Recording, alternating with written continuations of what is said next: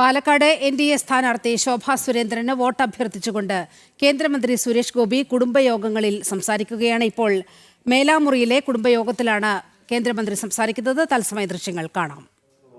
പുറത്തു വന്ന പ്രക്ഷോഭ മുഖത്തിറങ്ങുമ്പോഴും ഈ രണ്ട് വ്യക്തികളും ഉറപ്പായിട്ടും കേരളത്തിൽ നമുക്ക് വിലമതിക്കാനാവാത്ത വലിയ മുതൽക്കൂട്ട് തന്നെ ആയിരിക്കും.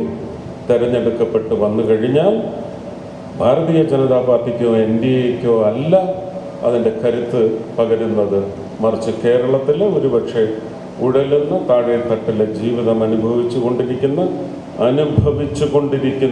എന്ന് തന്നെ പറയണം ഒരു വിഭാഗം ജനതയ്ക്ക് വേണ്ടി അവരുടെ ജീവിതത്തെ നല്ലതുപോലെ ഇറങ്ങിച്ചെന്ന് മനസ്സിലാക്കിയിട്ടുള്ള രണ്ട് വ്യക്തികളെന്ന നിലയ്ക്ക് ഒരുപാട് സംഭാവനകൾ രണ്ടുപേർക്കും നൽകാൻ സാധിക്കും. നമുക്ക് അവരുടെ കൂട്ടത്തിൽ കൂടാൻ, ഇതുപോലെ തന്നെ വിഷയത്തിൽ നല്ല അപഗ്രഥന ശേഷിയുള്ള ശങ്കൂറ്റി ദാസിനെ പോലെയും ഒരുപക്ഷെ ഒരു പ്രത്യേക തലത്തിലുള്ള വിഷയങ്ങളെ സംബന്ധിച്ച് പാലക്കാട് ജില്ലയിൽ തന്നെ മത്സരിക്കുന്ന ശ്രീ മേജർ രവി,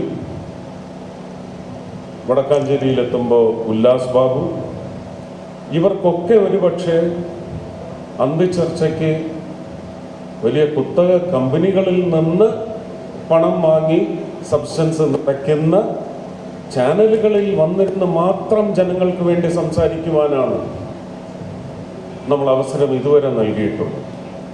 അതൊരു വലിയ അവസരം തന്നെയാണ്.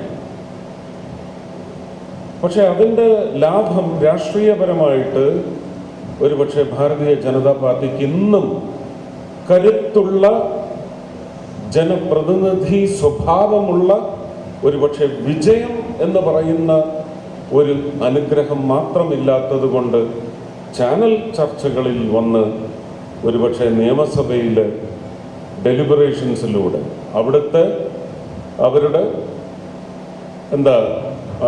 പ്രകടനത്തിലൂടെ ജനങ്ങൾക്ക് ഗുണമെത്തിക്കുവാൻ സാധിക്കാത്ത തരത്തിൽ ഇപ്പോഴും നിയമസഭയ്ക്ക് പുറത്തു നിൽക്കുന്ന നല്ല കഴിവുള്ള ഒരു 50 പേരെങ്കിലുമുണ്ട് ഭാരതീയ ജനതാ പാർട്ടിയുടെ സ്റ്റേറ്റ് കാഡറുകളിൽ.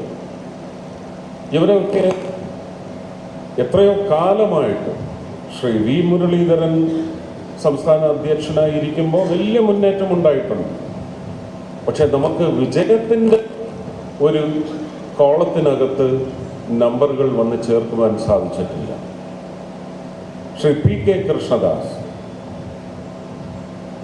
തന്ത്രപരമായ നീക്കങ്ങൾക്ക് ഒരുപക്ഷെ അദ്ദേഹത്തിന് സാധിച്ചിട്ടില്ലെങ്കിലും പാർട്ടിയുടെ വളർച്ച ഒരിക്കലും കീഴ്പോട്ടായിട്ടില്ല. ശ്രീ കുമ്മനം രാജശേഖരൻ അണികളെയെല്ലാം വികാരവായ്പോടെ സംഘടനയുടെ പ്രവർത്തനങ്ങളിൽ ഒരുമിച്ച് ചേർത്ത് നിർത്താൻ അദ്ദേഹത്തിന് സാധിച്ചെങ്കിൽ അതിൻ്റെയും കൊയ്ത്ത് നമ്മൾ നടത്തിക്കൊണ്ടിരിക്കുന്ന കാലമാണ്.